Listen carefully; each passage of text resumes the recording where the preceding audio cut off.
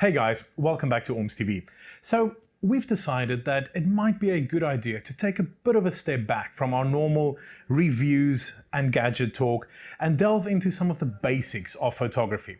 So we've come up with a series where we're going to look at all the basic elements involved in photography, do some how-tos, do some what are these settings type of scenarios, and today we're going to kick it off by looking at ISO. What is ISO? And give you an example of what ISO will do in your images. Join us for that.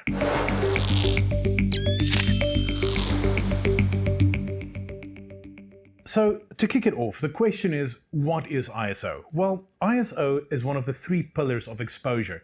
I'm working in conjunction with shutter speed and aperture to effectively impact the exposure of your image. Now, ISO has been around for quite some time, obviously with cameras, and was also used in film cameras, commonly known as ASA in film cameras, and there it was the sensitivity of your film to light. Now, the same principle applies to digital cameras, where ISO references the sensitivity of your sensor to light coming in through the lens. So at its core, ISO is essentially a setting that allows you to brighten and darken an image that you're taking. And as you increase the ISO, the brightness of the image progressively increases along with that. But as with any of the other two pillars of exposure, ISO has consequences. And the more you push the ISO, the more you increase it, the larger and larger your chances are of getting grain, if you're using film, or noise as on a digital camera. And we'll demonstrate that to you shortly. Before we demonstrate ISO to you guys, I just want to touch on one point though, and that's base ISO. So all digital cameras will have a native ISO setting, and that is the ISO at which your camera is going to produce the best image quality with the lowest amount of noise. For most digital stills cameras, that point lays around 100 or 200 ISO. For video cameras, it differs a little bit, and a lot of video cameras will have a native ISO of 800 or even as high as 1600. Okay guys, so now that we've covered all the jargon, let's see what ISO actually does.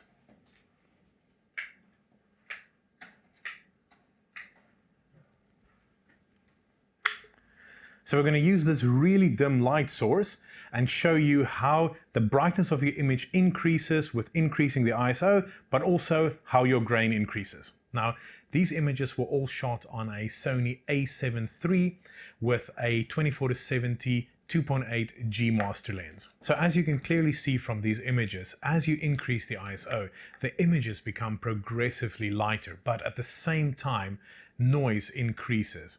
And if we look at the final image and we crop in, you can see there's substantial levels of noise. So now, how do you know which ISO setting to use?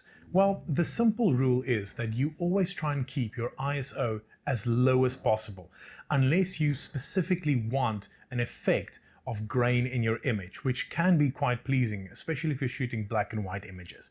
So what you would generally do is set your ISO as low as possible and then use aperture and shutter speed to get the desired image that you want. The only instances where you would normally increase your ISO is, for example, where the shutter speed results in a blurry image, or your aperture can't go wide enough to accommodate the exposure that you're looking for. In those instances, yes, you'd push up your ISO, and unfortunately then you would sacrifice that little bit of noise within your image. Well guys, thank you very much for joining us for this quick video looking at ISO, how it works and how it affects your images. We're going to be rolling out more of these videos soon, so join us next time when we look at shutter speed. As always guys, if you enjoyed this video, please don't forget to drop us a like, comment or subscribe. We love hearing from you guys. Thank you.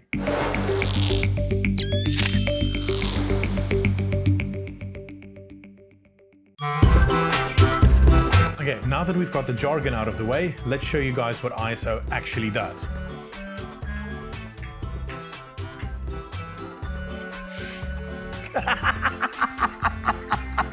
Okay, so now that we've got all the jargon out of the way, let's show you guys what ISO actually does.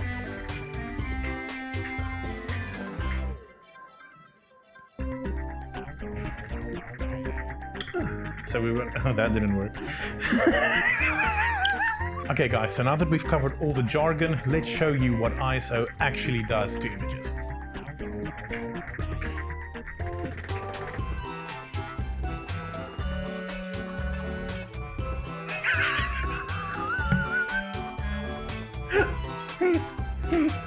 How is this even possible?